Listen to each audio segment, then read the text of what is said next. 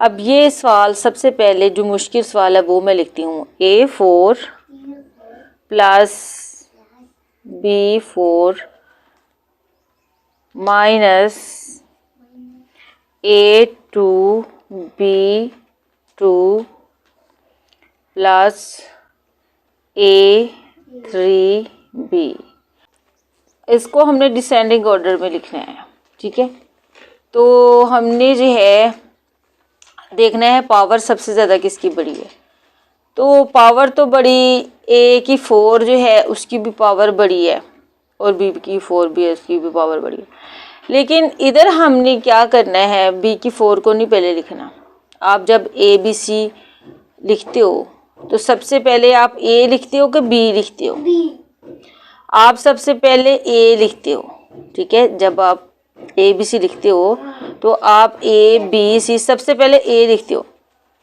تو اسی طرح ہم نے کیا کرنا ہے کہ A سے ہی ہم نے جو ہے ABC کی ترتیب کے حساب سے ہم نے نا اس کو حل کرنا ہے، ٹھیک ہے؟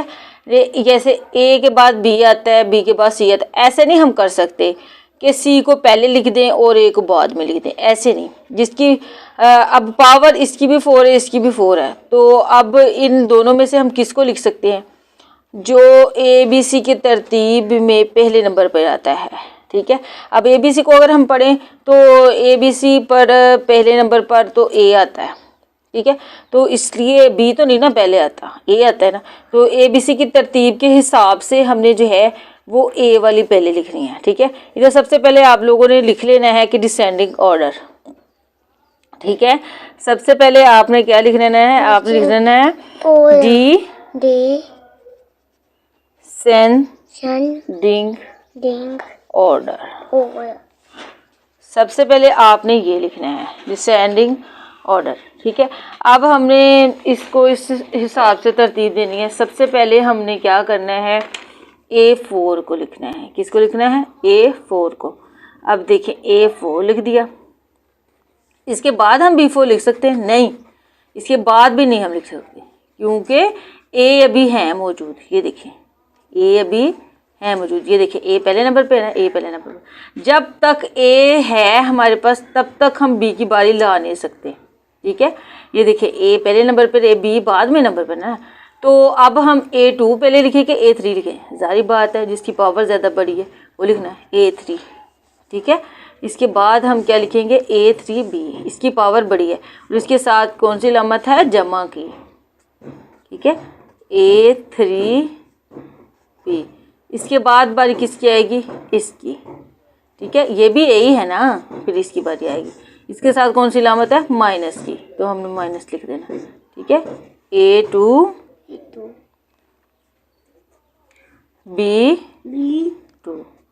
ٹھیک ہے؟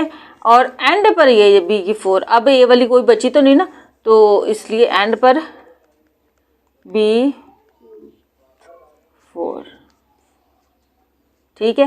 تو یہی بات ہے، ٹھیک ہے؟ باقی کویسچن ایزی تھے، اس لیے میں نے آپ کو وہ نہیں سمجھائے، یہی مشکل تھا، تو کیونکہ اس میں جو ہے یہ والا مسئلہ تھا نا، A4 B4 دونوں کی پاوریں بڑی تھیں، تو آپ یہ سوچ رہے ہوگے کہ ان میں سے بڑا کون سا لگائیں، تو یہ میں نے آپ کو سمجھا دیا ہے کہ ABC کی ترتیب دیکھنی ہے آپ نے، ٹھیک ہے؟ ABC میں آپ نے یہ دیکھنا ہے کہ A بڑا ہے یا B، آپ کو بھی پتہ ہی ہے کہ A پہلے نمبر پہ آتا ہے، تو آپ نے A لکھنا ہے، اور پھر بعد میں B کی باری آئے گی، ٹھیک ہے؟ اس کے بعد ہم نیکسٹ کویسچن کی طرف آتے ہیں۔ نیکسٹ کویسچن ہمارا یہ ہے،